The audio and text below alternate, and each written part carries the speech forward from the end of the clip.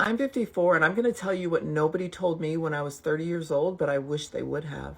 You're not behind. You're just exhausted from holding everything up by yourself. You don't have to earn rest. You don't have to apologize for wanting more. And you're not too late. You're just getting started. Stop waiting for permission to change your life. You don't need it. Some people won't make it into your next season, and that's okay. You can change your life radically in 5 years, but it starts with telling yourself the truth now. You can grieve the life you thought you would have and still build something better. God's not done with you. He's about to reroute everything. Take the trip. Leave the man. Wear the damn dress. You're still beautiful. You always were, even when you didn't believe it. Let the friendships fade. Let your body change. Let your priorities shift. That's not failure. That's becoming. And one more thing, that little voice inside of you that says, there has to be more. She's right. Just wait, sis. Your future self is gonna blow your mind. Hope that helps. Don't be a Miss Know-It-All. Just because you old and been around, got some wisdom, doesn't mean that you have to school anyone. You're not their teacher. Doesn't mean you have to suggest something better than they're talking about. Remember to stay feminine, because a lot of ladies lose their femininity as they get older. They lose that femininity when they get older because they're so used to, telling people what to do. They're in charge. They have lots of responsibility. So they have to make sure to remember to stay feminine. I used to go out with my sister back in the day, and she had an older friend. But her older friend was beautiful. She was always the best looking one out of all of us. And we were at least 10 years younger than her. So it's because she took care of herself. She made sure everything was in place. She wore nice clothes. Her hair was always done. Took care of her, nails and skin. And she was really beautiful. The men would actually prefer this chick over some of the younger ones because she looked like she cared about herself and that she was, not like the regular women her age. As a 30-year-old woman, here's a money mistake I will never repeat. I used to have one savings account. Everything went in there. Vacation money, emergency money, future plans, all of it. And anytime I needed cash, I'd pull from the same place. No question asked. When I started planning my wedding, guess where the money came from? That same account. I had no structure, I had no categories, just a savings account. And looking back, I regret it because if I had set clear goals, if I had assigned every dollar, I'd be way ahead financially right now. But that's in the past. Now my savings have names: emergency fund, travel fund, long-term growth. I follow the 50-30-20% rule, and that 20% does not float. It's locked in. If your money has no direction, it will disappear. Remember this: clarity is confidence, order is power. That's the red lip mindset.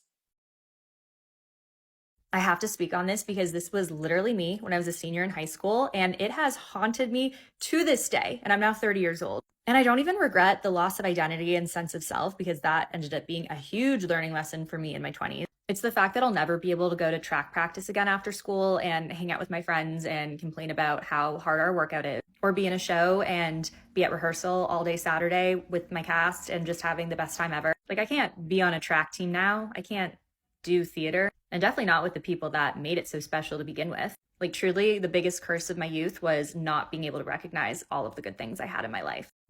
I'm 53, and if you're younger than me, I hope you've already learned this. If not, please listen. Start paying attention only to how your life feels to you and forget completely about how it looks to others. It only matters how it feels to you. And if you want to protect your peace, that's what you have to do. Don't accept things you know you don't stand for. Don't make yourself smaller for anyone. And consider your thoughts. Every single day, consider your thoughts. Because the life you have right now today is an exact reflection of what you were thinking about 5 years ago. Look around. It was all a thought that you had at some point. Protect your peace, protect your thoughts. Don't let anyone matter more than you do to yourself. And that's a harsh statement. Your family would disagree. Your spouse might disagree. Your kids might disagree. Your coworkers might disagree. But you are the only person who is going to advocate for you. Make choices every single day that reflect who you truly are and who you truly want to be. And if the choice that you're considering doesn't match that, stay true to you. You'll be so much happier. Things you're going to regret later. Taking your first relationship too seriously and thinking it's going to last forever. Thinking your situation is so different and nobody can understand it. Letting go of your hobbies without realizing it. Believing you have your whole life ahead of you, so there's no rush. Thinking that there's one big moment in life that's going to define everything. Life is a series of big moments. Every day defines things. Trying to be popular in school instead of focusing on your education. Worrying too much about if a person likes you and not even thinking about if you like them. Like, do you even like the person who they are? Did you think about that? Assuming that just because you can make the minimum payment that you can afford something. Overthinking your mistakes and not realizing that everybody makes them. Making sex the most important thing in a relationship. Spending too much time on social media instead of enjoying life. And I might regret that too. I don't know. Staying friends with toxic people just because you like them. Just because you like someone does not mean you need to be around them. If they're toxic, get rid of them. Life is long. Well, life is short and it's long at the same time.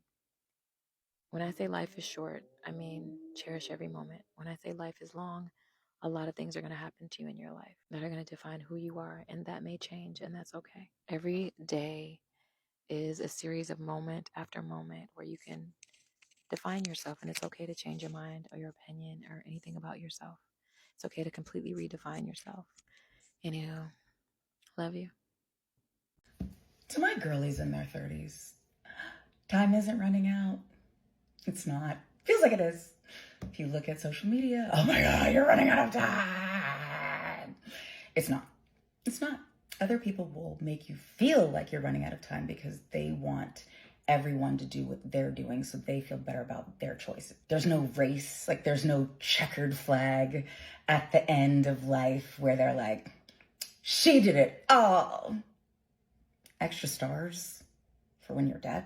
Your 30s, travel. Tell people how you really feel. Don't lie to your therapist.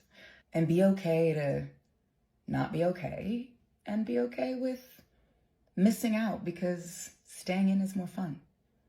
I'm turning 30 this week, and here's some things I regret from my late teens to my early all my 20s. Hi, my name is Magali. I'm a first-gen immigrant from Querétaro, living in Orem, Utah. And one of the things I regret from my late teens is trying to grow up too soon. All I cared about was work and making money. I wanted to graduate early so that I could work, which was the stupidest idea. Not that it happened, because I couldn't juggle work and school at the same time. Okay, so I'm painting a picture. My family has always been a family of entrepreneurship. I always helped my family business. I opened up my own shop my junior year in high school in the summer. So imagine an 18-year-old in high school opening up their own business. I would wake up early, go to my shop, I would serve my customer, I would close up and go to school. After school, I would go home, eat something quick, and then go back to my shop.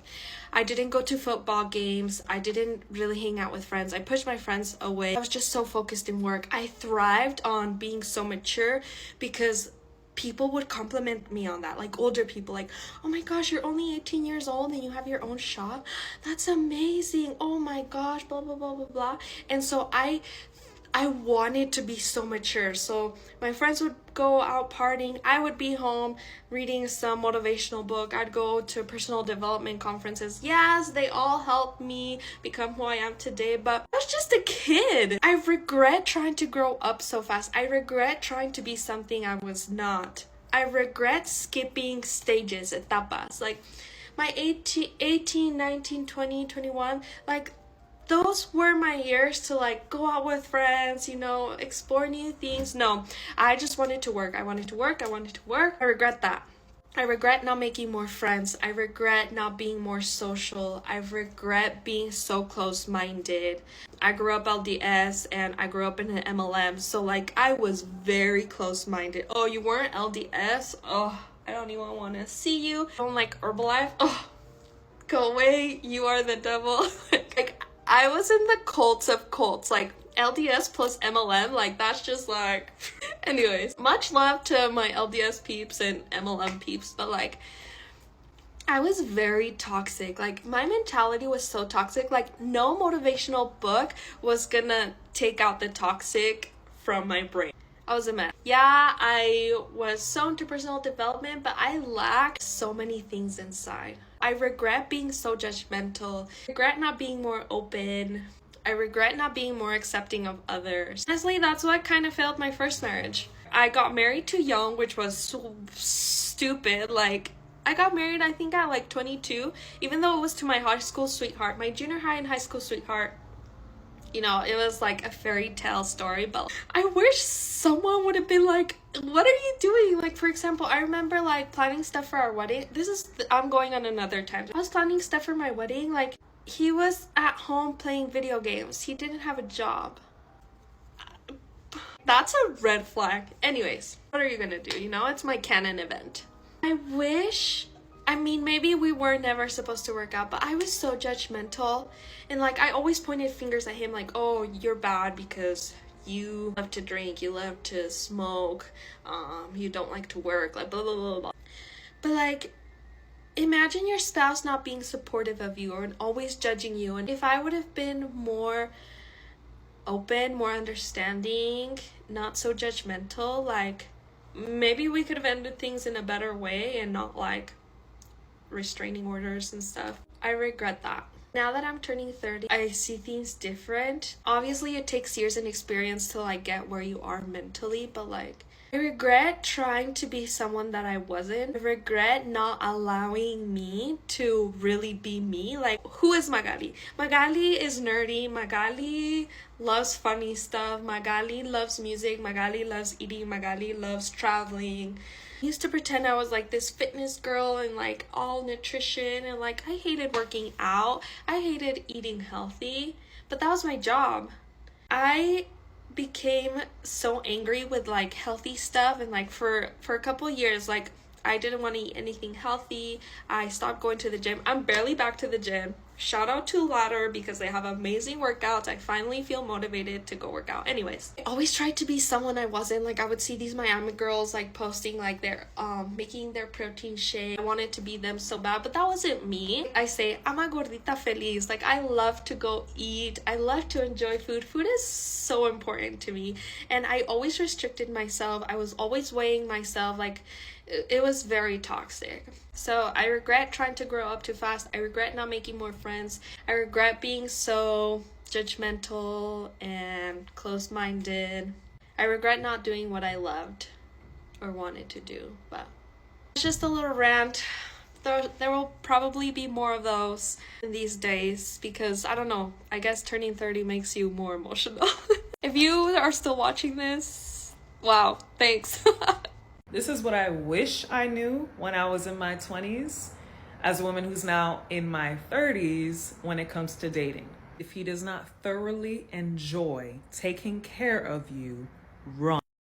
It should turn him on to please you. It should fill his cup to fill yours. If there is any sentiment that you are a burden, a chore, depleting him, what do you bring to the table, any of that, run. If he does not naturally make you a priority, next. If he has enough time in his day to use the restroom, if he has enough time in his day to eat food, he has enough time in his day to call you, to text you, to get back to you, to prioritize you. People prioritize what they want to prioritize. Someone raised on love cannot date someone raised on survival. Unfortunately, this is especially prevalent in Black communities where people had to grow up raising themselves in really difficult situations. If he does not get therapy and is at a point of healing to the point where he can recognize love and give love and process love, do not waste your time if you are raised on love. You can see a dog on the street, want to take them inside, but they can maul your entire family because they do not understand what love is when you reach out your hand to pet them. If he gets defensive when you express your truth, next. The wrong man will try to make it seem like whatever it is trivial. It does not even matter what it is. He could hurt your feelings because he wrote your name on a card with bad handwriting. It does not matter what it is.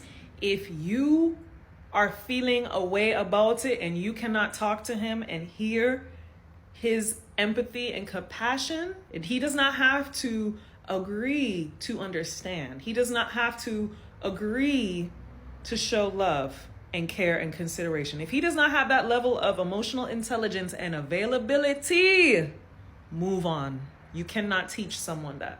If he's aggressive with others, he's most likely going to be aggressive with you. If he cannot respect your boundaries, move on. That is a dangerous situation. If he cannot set boundaries with others, move on. This boy will have you feeling like the man in the relationship. If money is the #1 metric that matters in his life, move on. You will never come first, and you are going to be seen as an expense. Let me know if I should do a part 2. Always be the one that got away. When you are the one that got away, you realize that fear is a mile wide and an inch deep.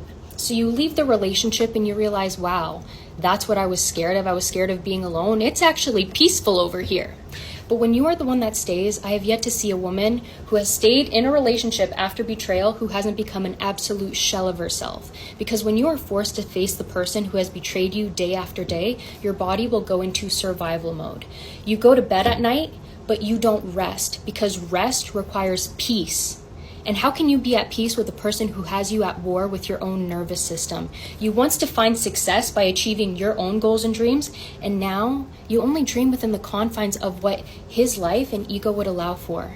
If being with a man requires you to sacrifice your own potential, your own happiness, baby, it's not for you. Today is my 38th birthday, and I very often, in real life, probably not on this app because it's full of stunning people, get told that I look younger than I am.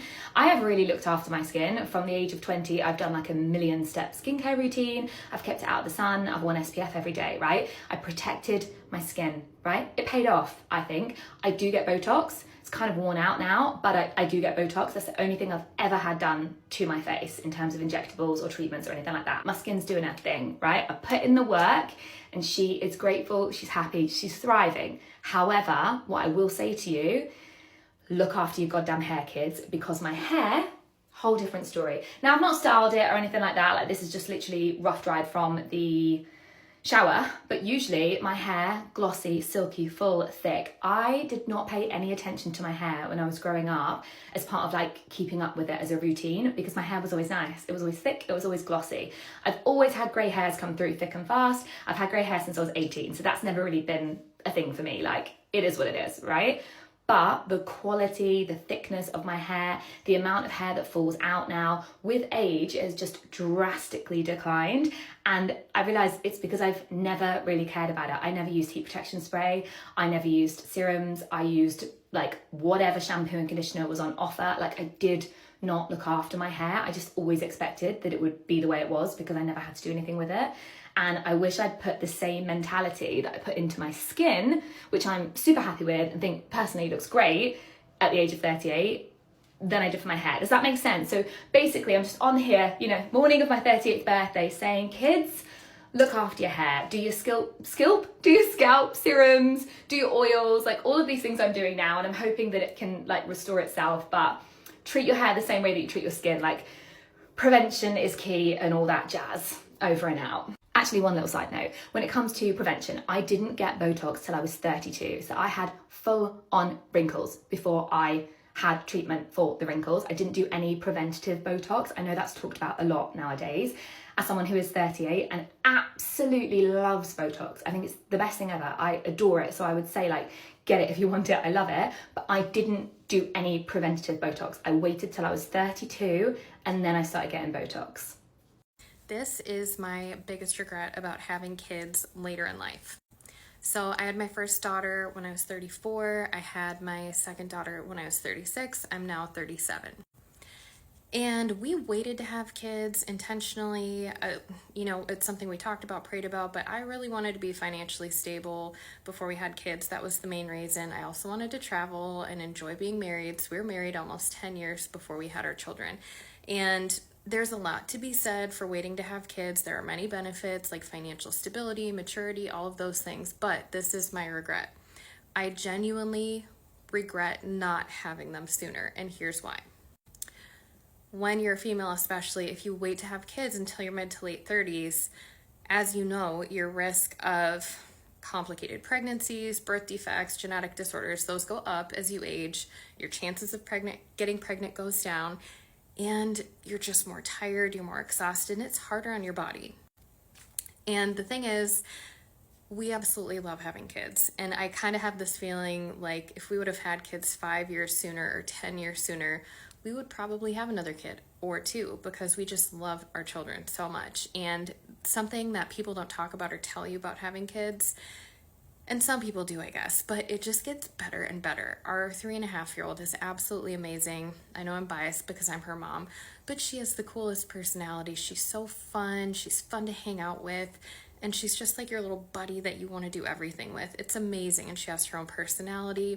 And it's honestly like the sweetest, most incredible thing. And I do think that our culture, especially in America, has fed this path to women that after college, you need to focus on your career for the next 10, 15 years and then maybe have a family. The focus is definitely not, you know, go to college and have kids and figure out career later. So I went down that path. You know, I had a very successful mother. She's amazing. She did incredible things with her career. I went down that path as well. Started my own business right out of college, did that for almost 15 years, built my career, had a lot of purpose, enjoyed what I did, but I can honestly tell you that nothing compares to the purpose, contentment, and joy that I experienced from being a mom and having children. And it's true, you only get so many eggs, you only have so much time. Women have this finite window where you can get pregnant and start a family, and it's worth it. Yes, you know, it is easier in many ways to wait so that you have that financial stability and maturity and a marriage and all of those things. And that's super important, but you don't get time back. That's the thing. So my biggest regret is that my husband and I did not have kids sooner because we both love being parents. And it's just different with him being 44, me being 37. It's hard to imagine having another baby so close together. So that is our experience having kids later in life. And I'm genuinely curious what you guys think. If there is one financial regret I have in my almost 30 years of living, it would be spending $30,000 on a wedding. The wedding industry has all of us girlies in a chokehold, making us feel like we need to prove something to everyone around us and have this massive, expensive, beautiful wedding. I fell under that and became brainwashed and went from eloping and having something casual and under $5K to having this $30K wedding in San Francisco with only 50 people. At the end of the day, I look back at this and I think about how much of that money I could have used for something so much more valuable, like a honeymoon, investing, paying for our businesses that we're trying to grow, anything. I know it's wedding season right now and I just want to put this out into the universe, and if you're seeing this, it's probably a sign. If your wedding planning isn't about you and your spouse and it's about everybody else, don't do it. Just elope and save their money. I need all the girls in their 20s and honestly, maybe even the teenage girls to hear this. When they say that things get better in your 30s, trust me, they are not lying. And I may be new here because I just turned 30 in February, so I'm only halfway to 31, but I'm already experiencing this. And I really feel like the mindset shift that you have at this age, like it can only come with the maturity of hitting your 30s. Like it can only come with getting to that stage of life where you're just like, I'm just done. I'm done caring. I'm done forcing anything. Like I am just prioritizing myself and my feelings. And it took me a really long time to finally feel free of a lot to do with friendships. Now, this is something I've experienced always in my friendships, was that like I've always been the friend who does whatever everybody else wants. Like I've always been a generous friend. And when I say generous, I'm not only talking about with money, I'm also talking about with like time and effort and energy and just like agreeing and like whatever everybody wants to do. It's like, okay, like that's what I do because I'm a good friend. And I always have felt like that's never been fully reciprocated back to me in honestly most of my friendships. Like there's always been an issue when it came to me. I could even think back to, I believe it was my 22nd birthday. It was one of those early 20s. And quite frankly, this is not the only time that I've had an issue on my birthday, but like it's just the one that has always stood out to me. After celebrating everybody else and spending hundreds of dollars on everybody else and going wherever everybody else wants to go. And I remember going out for my 22nd birthday, going out with all my friends to a sports bar, and with all the people that we've already celebrated, everybody else already, and we all were ordering drinks and like pitchers and food and whatever. And I remember it came out to $100 per person. $100 per person. Like, sure, that could sound like a lot of money, but when you're comparing to like what you've just spent for everybody else, including going here, going there, getting gifts for people, because that was always another thing too, is like, you know, we would always do things for other people and then get like that side group chat of like, by the way, we're also going to get so-and-so like a present. And like, you know, then you're spending even more money. And of course you can't be that person who's like, I'm not going to chip in for the gift. You can't be the only person doing that. So like, then you do it. Like you do the things even if you can't do it, you know? And I just remember everybody at that table making me feel like shit on my birthday, complaining that it's $100 a person. A few of the girls like going off to the bathroom to like talk about it in private. Like, you know, like I'm not an idiot. Like you could just read the room. Like people are looking at each other. People are leaving the table. Like people are having a problem. And like, I know one of the girls like overheard a conversation that was happening in the bathroom, and like, it just made me feel so bad because I'm like, wow, like everyone's complaining about spending $100 on my birthday. Now, as we have entered our 30s, this whole thing just feels like a recurring theme in my life, because while it's not about birthdays anymore, now it's about weddings and all of the things that come with weddings. And like, I have just like, I've been that friend for everyone, doing everything, spending every last dollar, investing not only money, but time, effort, energy. And then it's also my turn too. And I'm trying to plan like the smallest things. Like all I've ever wanted was to make everything like as convenient as possible for everyone else. Like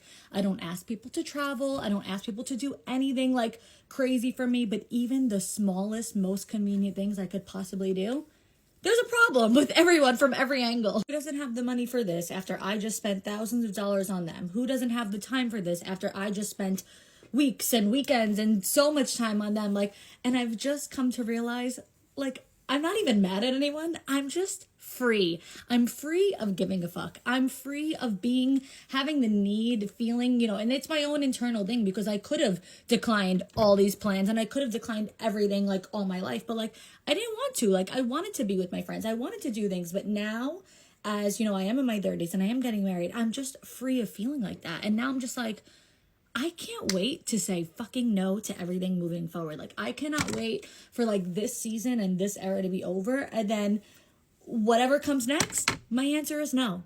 Can't go. Don't have the time. Can't go. Don't have the money. I think when you're in your 20s and when you're in your teens, like you do feel that obligation to just like suck it up and do whatever, because like you don't want to be left out. Like you want to do, you know, you want to be with your friends and whatever. But like as you get older, you just you just don't care anymore. You're just so much more confident in yourself and your life, and you're like, whoever can reciprocate with me, cool, like great. And if you can't, if you cannot match what I have given to you and done for you, like I just don't need it in my life anymore. Like you get to a point in your life where you're done forcing friendships. You're done. Like for me, it's like if this feels anything less than great, if it doesn't feel like it is working just like seamlessly and effortlessly, like then it's too much for me at this stage of my life. And like this does not even come from a place of like being mad at anybody. Like I feel great. I'm not upset with anybody. I don't need to have a conversation with anybody. It's not like I did this for you, so you should do this for me. It's just my own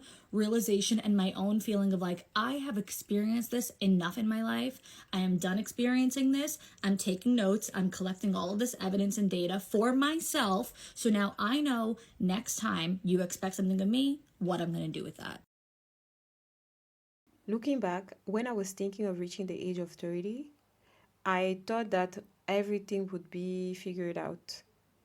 I quickly realized that life doesn't necessarily make sense with age. It unfolds with every choice that you make. I really hope that this video was really helpful for you and that you were able to at least resonate with one or two advice that those lady gave. For me, the advice that I can give is to protect your peace, take care of your health, mentally, emotionally, physically. Stop pushing your dreams aside for later. Love wisely. Save, invest, and think about the woman you want to be in 10 years from now. Most importantly, choose yourself. Thank you for watching the video. Don't forget to like and subscribe. See you next video.